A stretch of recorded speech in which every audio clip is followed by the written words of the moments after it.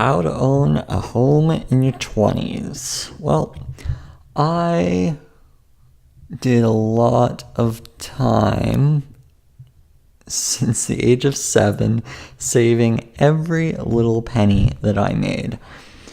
And we are talking every penny. When I had my first job at the age of 7, which is delivering newspapers, I didn't make much money, but I knew that if I saved and invested, that the money would grow. That's what I was taught, so that's what I did. And I did that all the way through university, all that kind of stuff. Well, actually, me saving my money helped me pay for university. And not only that, I was able to buy a car. And then after that, I was able to buy a house. And this all happened relatively quickly. And I had a place by the age of 27. And, well, yeah, by the age of 27, I had my own place. So I thought, well, maybe I should tell others how this all happened. Well, it started by saving since I was very young. And it wasn't that I was just able to put like 5% down on my place. I put 20% down on my place. Actually, a little more than that. So that I would have less debt for my place. But maybe someone's in their 20s and they're trying to figure out, how am I going to be able to afford a place? Well, first off, start by finding a place that's really, really small. Because then your down payment won't be as significant. But you want to look at your down payment and say, well, this is how much I need for my place. And what do I need to do to get that down payment? And then also the monthly mortgage payments afterwards. So, well, you likely need a job. And ideally, if you can deliver newspapers at age 7 and do that for 10 years, then it'll teach you the value of $1. But you need to save ruthlessly. You need to basically pocket everything that you earn. So if you have a job, maybe it's, landscaping in the summertime or what have you. Maybe it's a retail job. I had a retail job for 5 years. So after delivering newspapers, I was in retail for 5 years. And I would take shifts, okay? While everyone else was skipping out on work, so they were essentially partying, and I was known as the shift taker. When someone didn't show up, I would, and I was highly reliable for 5 years. I think I only called in sick once, but that's a whole other story. If I'm sick, I usually continue to work. It's very difficult for me to take time off. So I was highly reliable. That's what you need to be if you want to progress in this world. Also, if you want to make money, you need to take shifts, right? You can't be calling in sick all the time. You need to put the time in. So that's what I did for 5 years. While going to university, I was still working. I needed to save money. I needed to be able to afford a place down the road. I knew that that was going to be an end goal, and that's what I needed to do. After university, I needed to figure out how to make money. I did freelancing, I did some consulting, until I finally landed an executive job. That helped me get some serious money that I could use for my down payment. Once again, at this corporate job, I saved. I didn't spend any money. Now, I could have bought a fancy car, which I ended up doing. Big mistake, but that's here and there. Can't really change that. The fact is I had a very inexpensive car before I bought this newer car. So I found a used car. My first car was a used car. It was a $1,300 car that I bought while in university because I wanted to cut down on commute time, and I figured it was about time that I had a car. But I waited until I was like 19 or 20 before I actually had my car and I was driving it. I waited because I found it unnecessary to pay for insurance costs. Like, I could get around without a car. So there's another aspect of saving right there. It's like, do you need a car? Okay, don't get a car then. But the car that I managed to get at $1,300, it was running smooth for years. Actually, I sold it, and it was still running perfectly fine. That was a diamond of a car. I never had any serious issues. It's just a reliable car. And then I decided to get a new car, but the one that I have is highly reliable, and I don't see myself replacing it for many, many years. But, I needed the newer car because I was doing client meetings. I was doing things that would require a reliable vehicle, much more reliable than this $1,300 thing that could have broken down. So I didn't go above my means in terms of the car purchase, and I did it so that I wasn't paying a bunch of money up front. So in the grand scheme of things, I think it was a good purchase. It wasn't too over the top, and it's still the car that I'm running today. It's the second car that I've owned in 10 years. It's not bad. And I could probably go another 10, 20 years with this car. So I'm happy with this. I'm happy, I'm content with that purchasing decision. And it left me with enough money to go and get a place. Because I could have bought a more expensive car. I had the money to get a nicer car, but I decided to forego that because that would have been silly. That would have been a stupid investment decision. And I decided I'd get a car that would make sense, that wouldn't break down, and would give me the peace of mind. And so far it has. So that's allowed me to keep a bunch of money. I didn't get a super expensive car. I pocketed a bunch of money by not buying an expensive car and by saving and saving and saving to the point where I could get my current place. And I needed to get a down payment that was reasonable so that my monthly costs wouldn't be so significant.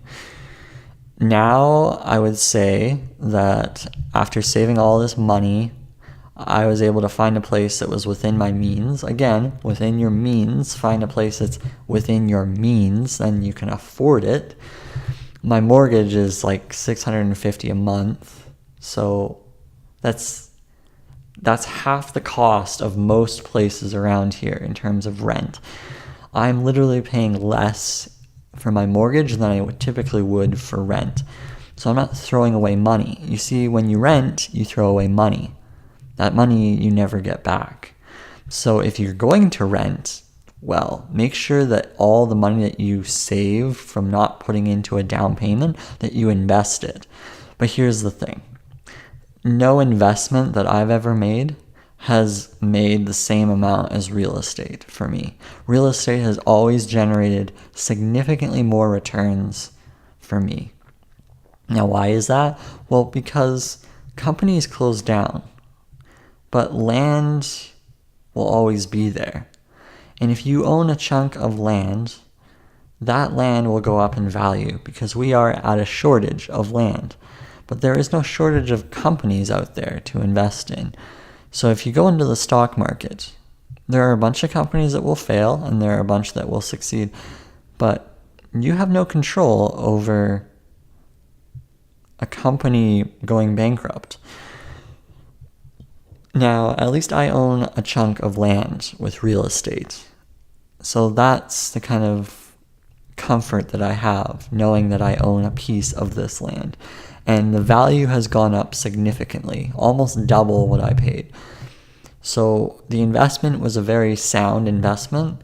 I could technically sell this place and live off of my earnings for the next 30 years if I really wanted to.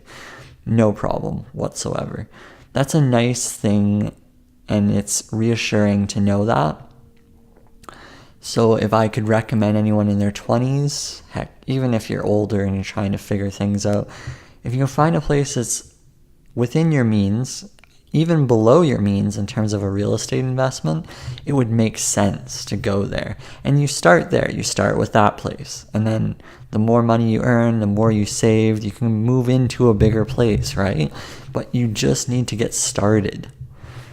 Now, an ideal situation, but I haven't done this, is to buy a place and then rent it out to someone else. And that's where you can really make some serious coin, because then someone's paying you for the equity of your place. They're paying you the mortgage, and that's a nice thing to have. Now, I haven't done that because I'm always concerned about the vacancies and whatnot. But honestly, it doesn't take much to find a tenant and you get them living in your place. I feel like I would need several properties if I wanted to do that. But we're only talking about owning a home in your 20s. So let's not talk about renting out places. That's certainly a very valuable way to make some passive income. But if you want to buy a place in your 20s, it goes back to saving money ruthlessly. Honestly, if you're in your teens, figure out how you can make money. By the time you're 22, you should have something going that's successful. If you're going into school, fine. But by the time you're 24, you should have something going where you're bringing in some income, okay? And don't undervalue yourself. Ask for what you think you're worth. Make the money and save it. Don't be going on these parties because it's all superficial. What you're going to find out, if you decide you like partying, you're going to find out quickly that in 5-10 years, all the people that you partied with will disappear from your life. You'll never see them again. They will be somewhere else. And you will have wasted all of your time on these people who don't care about you. And that will affect your ability to buy real estate. I'm not saying that friendships aren't important. I think friendships are important, but make sure that you are very particular about who you let into your life. And if a friend is expensive, you might need to cut them out. Expensive meaning you're always out partying every weekend and you have no way of saving any of your money. If you're spending more than what you're earning, then you need to be looking at what you're doing here, because you're never going to have enough money for a down payment. And if you don't have enough money for a down payment, you will be renting for the rest of your life. Is that a bad thing? Well, only if you're good at saving. But the problem is you're probably not good at saving. In fact, you're much better at partying and going on expensive trips, which you can't even afford, but you're going to just do it anyways because you like doing that, which means you'll always be renting, but you'll barely be able to pay off your rent.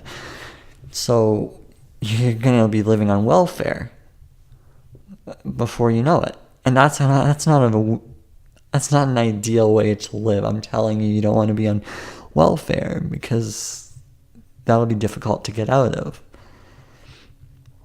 So you really want to look at saving. You want to look at how you're optimizing your budget. And look, I've loosely examined my budget for the last 20 plus years, right? 30 years old now as of this video, but I've always looked at budgeting loosely. I don't want to be too particular, right?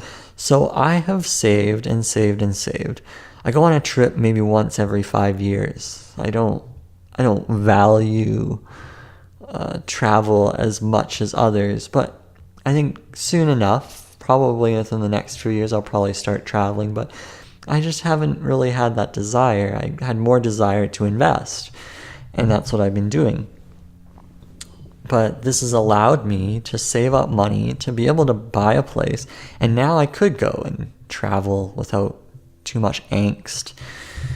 But I still have more investing to do, so I might wait a little bit longer. That being said, if you're in your 20s and you're partying and you're traveling and you're spending money on useless things, you need to cut that out. You need to cut it out because you're never going to be able to save more, and you'll always be struggling to pay your housing. And you'll have to live with your parents for the rest of your life, and that's not ideal. I mean, obviously, if you can live with your parents as long as you can, then that would be good to a point. For instance, I lived with my parents until I was about 25, 26. That saved me thousands, tens of thousands in lost rental fees, right? And that saved me so much money. So, I mean, I'm forever grateful for that aspect, right?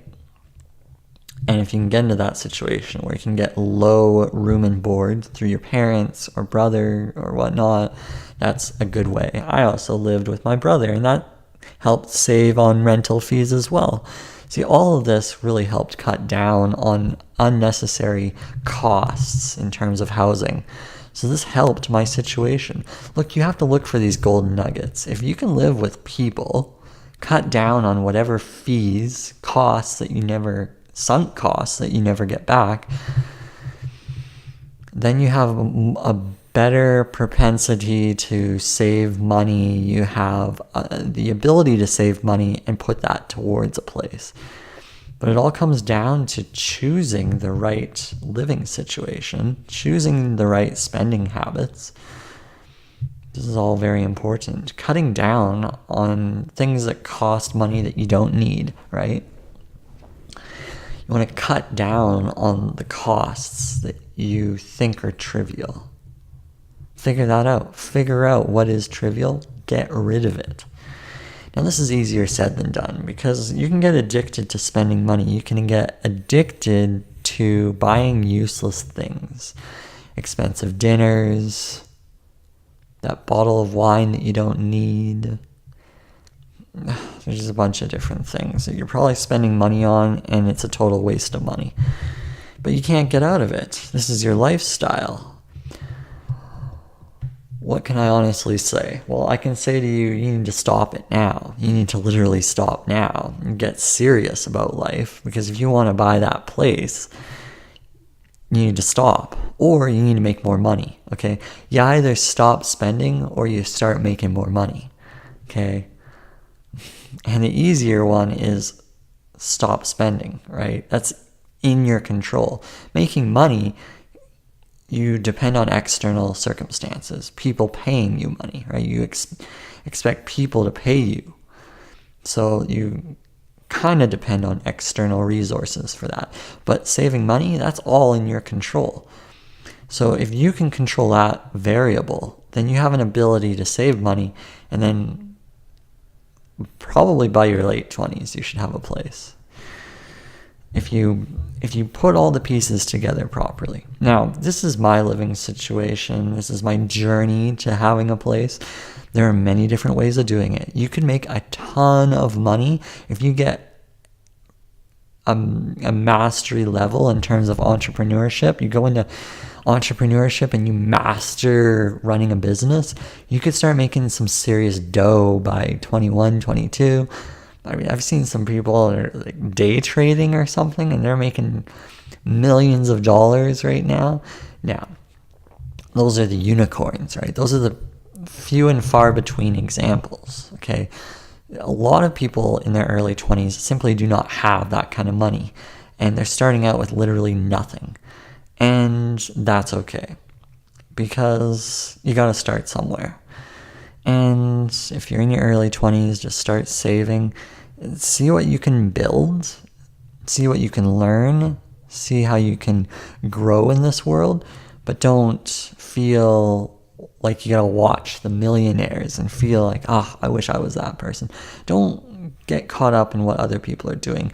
Your job is to be in control of your circumstances. And the fact is, I controlled all the variables that I could. I controlled my budget. I controlled what I was spending money on. And as a result, I was able to just make a very little amount of money. I was making minimum wage for a very long time. And then when I was in my retail job, I was making about $10 to $11 an hour. There's very little money involved there. This is Canadian dollars, so that would work out to like $8 US, I suppose. Essentially minimum wage, and much less than what I should have been earning. And yet I was still able, with that kind of money, I was still able to buy a car and buy a place. I was still able to do that. It's crazy, right? I'm not making millions of dollars. Actually, I was lucky to make $10,000 a year. And then when I was delivering newspapers, I would make maybe $3 or $4 an hour if I was lucky.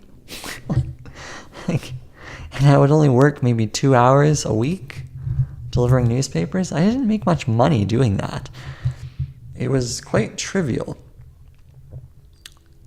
And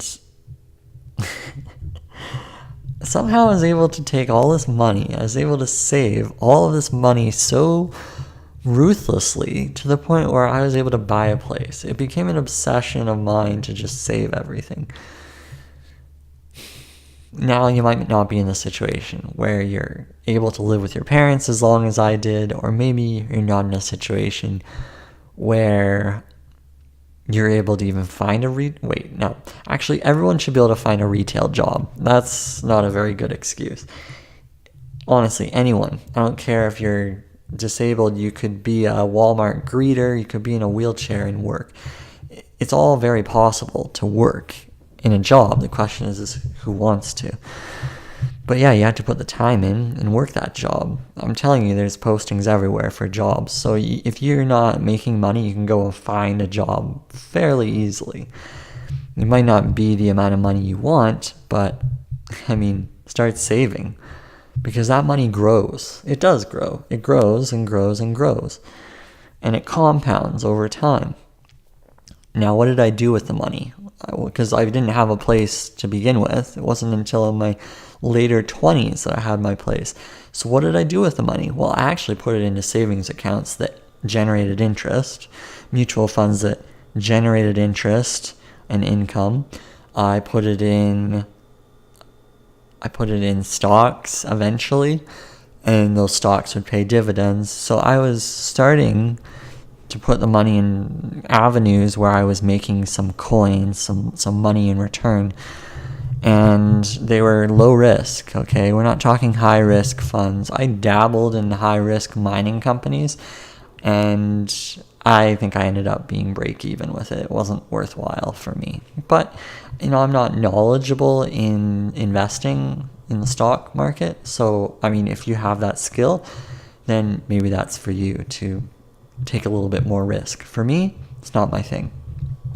I'm not really tuned into that aspect. So I stick to what I basically know, which is investing in banks, right? I bought some bank stocks. I still have bank stocks. I feel more comfortable with them than anything else. I think that they will stay around for a while. I think that if cryptocurrency were to ever get big, banks would just invest in that, or they'd figure out some sort of way to capitalize on that.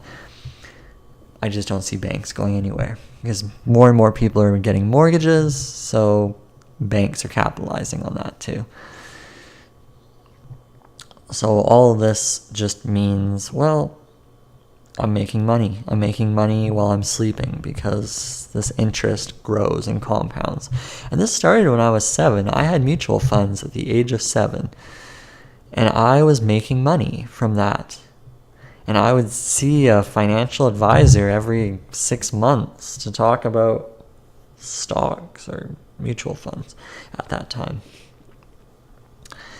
And I just learned at a very young age to save everything. And that helped me purchase a place in my 20s. I think that pretty much covers it. Make money, save money. It's really not as difficult as it sounds, but then reality, right? Reality is quite different. I don't know your situation, but start saving, stop spending. You might actually get to the reality of owning a place soon. And it can happen before you know it. If I look back, now that I'm 30, if I look back when I was 20, I think it just seemed like it was yesterday. So time can go by quite quickly. So if you put the habits in place that allow you to save what you need to, you can get where you need to go before you know it. It'll happen overnight. It's funny how I look at 10 years like an overnight thing. Like, how's that overnight?